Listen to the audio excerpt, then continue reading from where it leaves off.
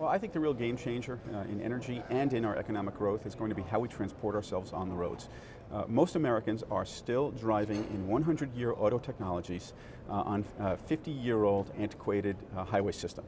And so we need to make that quantum leap with new auto technologies, whether it's electric vehicles, hydrogen fuel cells, all those innovations that will change how we are transporting ourselves and at the same time rebuild our infrastructure innovations. You do those two things and we just leapfrog into a new century and decades of new economic growth. I spend a lot of my time trying to figure out how we can end our reliance on our adversaries in the Persian Gulf to get us to our jobs and our cars. And that's going to require the same kind of bold leaps that this country has done in the past.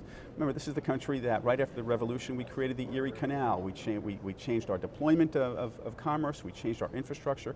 We need to do the same things, only we don't have to create a new Erie Canal. All we have to do is create a new infrastructure of charging stations. We need to do research and development on hydrogen fuel cells.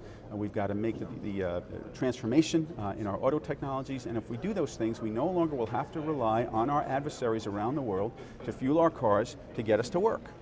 You cannot end our dependence on foreign oil when you are slashing investments in research and development on alternatives to oil.